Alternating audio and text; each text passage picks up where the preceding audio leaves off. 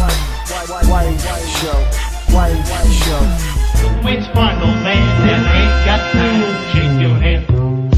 Get that style check, put it in pockets like it's back. Going downtown. I've always had a funny relationship with the Witcher series. I bought the first one assuming I love it, but it turned out I thought it was just okay. It's an interesting tale and the world is pretty cool, but it just couldn't save it from this boring ass combat and dreadful pacing issues. So I picked up 2 because it looked like a whole nother game, and that it was. Witcher 2 remains one of the best Western RPGs I played in my recent years.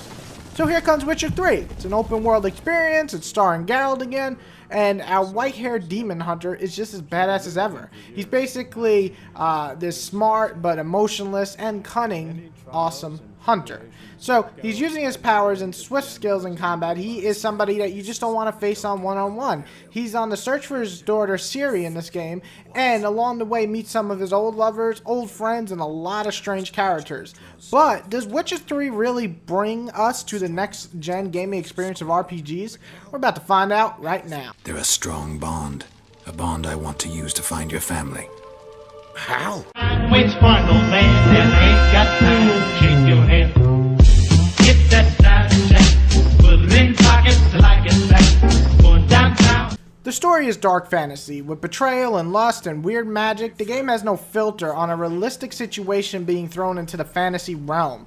Dealing with abusive people, beaten wives, greedy assholes, and so much more, The Witcher is made for adult gamers. A teen might enjoy the story, but I feel you only really link with this if you're an adult, because a lot of the problems in the game relate to adulthood, so it's just a game made in more mind of mature audience.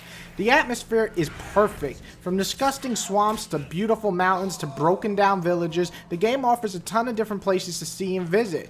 The design of all the monsters are pretty unique, and some of them are just ugly while others are beautiful. Talking about that, the facial emotions on the characters are top notch, and I wish that every open world game could follow this model in terms of level of detail. Another big thing is content. It's massive in this game.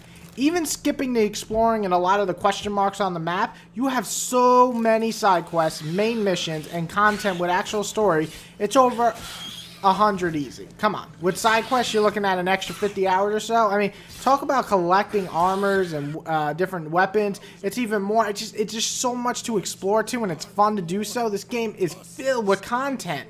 On top of that, the voice acting is pretty top-notch and what I expected. Witcher 2 had a fairly well-done cast of actors in there, but there were some sore spots. Nobody in this game is really awful, and each has this distinct accent to let me know where they come from. The sound effects as well, from the monsters to the surrounding music, the battle music, and so on, are all kick-ass.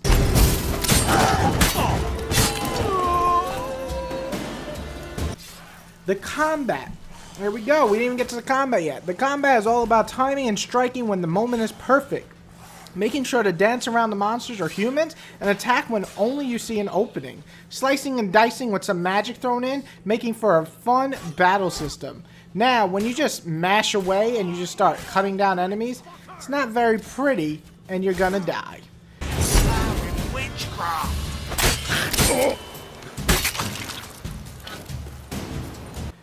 Skill tree list is pretty much standard, but works well. You never have to pump too many points into a skill, and you don't really need some of the skills if it doesn't go with your gaming style.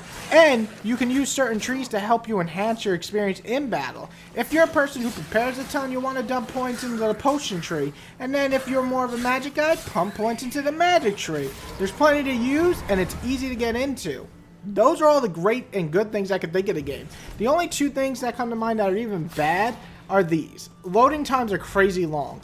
Really, it's only when you die that they're very long, but man, you're submitted to watching a loading screen for over a minute, and it sucks, and it's annoying, but it's the only time you really just sit around and wait very long, so I guess you can go pee or eat something.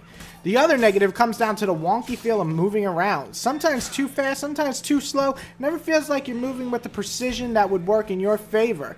You kind of get used to it, just like Red Dead, but it's still there. But honestly, those are the only 2 things that actually come to mind that I would actually even complain about, and they're so minor, and that's it.